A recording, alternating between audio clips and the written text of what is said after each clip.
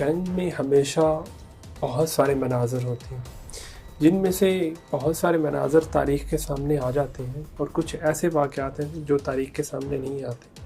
کارگل کے علاوہ اور کسی جگہ ایکٹیو آپ رہے ہوں جہاں پہ محاذ پہ آپ موجود ہوں، کوئی ایسا واقعہ جو آپ کی یاداشت میں آئے وہ ضرور ہمیں۔ میں کارگل کے علاوہ جیسا میں نے بتایا کہ میں لائن آف کنٹرول پہ رہا ہوں، اور بعض جگہوں پہ جو ہماری چوکیاں آمنے سامنے بھی ہیں، اس طرح میں وزیرستان میں رہا۔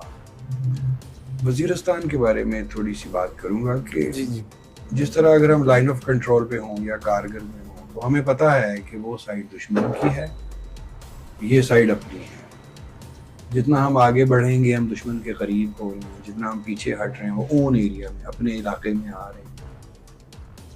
لیکن وزیرستان میں عجیب ایک صورت بنی کہ چاروں طرف ہی دشمن ہے، کوئی بھی علاقہ اپنا نہیں۔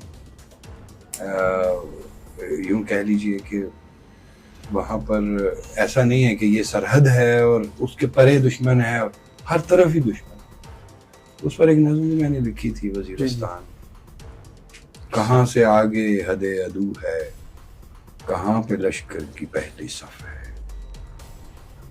کہاں سے آگے حد عدو ہے، کہاں پہ لشکر کی پہلی صف ہے۔ کہاں ہدف ہے، کسی پہ کھلتا نہیں ہے کچھ بھی۔ تمام منظر بدل چکے ہیں، صفوں کی ترتیب جا چکی ہے۔ نہ میمنہ ہے، نہ میسرہ ہے، نہ قلب کوئی، نہ اب عقب ہے۔ کہاں پہ لشکر کی پہلی صف ہے۔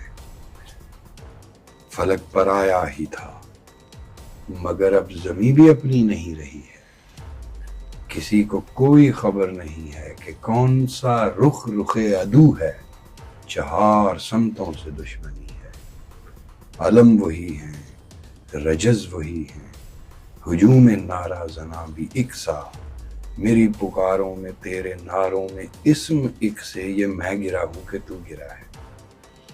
کسی پہ کھلتا نہیں کدھر ہے، فلک کہاں ہے، زمین کدھر ہے۔ یہ بھاگتے اسب شہ سواروں کے تند ناروں سے کس قدر دھول اٹھ رہی ہے۔ فلک کہاں ہے، زمین کدھر ہے، وہ وعدہ نا وفا کدھر ہے، خدا کدھر ہے۔ کیا بات ہے، جب اپنے ہی لوگوں سے جی آپ کو سامنا ہوتا ہے تو یقیناً ایسی صورتحال ہوتی ہے جیسے آپ نے اپنے الفاظ میں بیان کی۔ آپ معاشرے کو کیسا دیکھنا چاہتے ہیں؟ مجھے لگتا ہے کہ ہر شخص جو فنکار ہو، شاعر ہو، ادیب ہو، یا فن کے کسی اور شعبے سے تعلق رکھتا ہو، اس کی آنکھوں میں ایک خواب ہوتا ہے سماج کے بارے میں، یا ہونا چاہیے کہ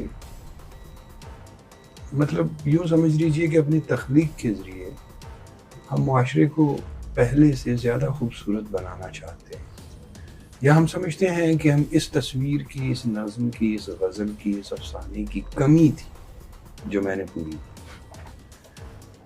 میری آنکھوں میں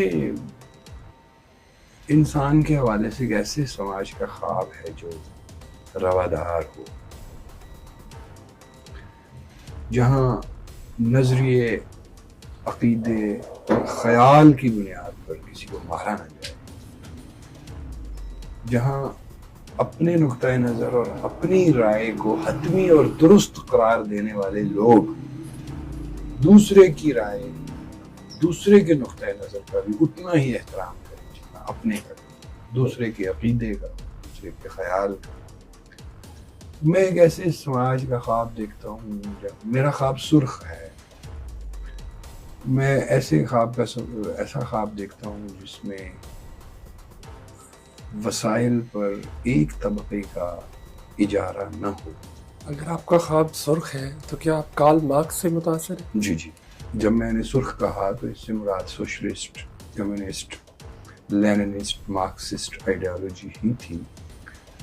وسائل اور مواقع، اس پر جب ایک طبقہ قابض ہو جاتا ہے تو وہ محرومی کا سبب بنتا ہے بے شمار طبقہ کی۔ اور یہ تو صدی ایسی صدی ہے کہ یہاں سرمایہ داری کھل کے ناچ رہی ہے، جس میں جس میں غریب ملکوں کا سرمایہ کمپنیوں کے توسط سے، جو ملٹی نیشنل کمپنیز ہیں ان کے توسط سے امیر ملکوں میں جمع ہوتا جا رہا ہے، اور ایک سماج کے اندر اتنے طبقات بن گئے، شرف جو ہے وہ دولت کے ساتھ منسلک ہو گیا ہے، خدا کا نیا نام پیسہ رکھ دیا گیا ہے، اور ایک دوڑ لگی ہوئی ہے جسے ریٹ ریس کہنا چاہیے کہ میرے پاس زیادہ پیسہ ہو، میرے پاس زیادہ پیسہ ہو۔ میں ایک ایسے سماج کا خواب دیکھتا ہوں جہاں مساوات ہو، جہاں مواقع اور وسائل پر سب کا یکساں حق ہو، جہاں اسکول میں سب کے بچے جائیں، جہاں ایسا نہ ہو کہ صبح کے وقت ایک بچہ کوڑے کے ڈھیر میں سے ہڈیاں تلاش کر رہا ہو اور اسی کی عمر کا دوسرا بچہ ایک مہنگی گاڑی میں بیٹھ کر اسکول جا رہا ہو۔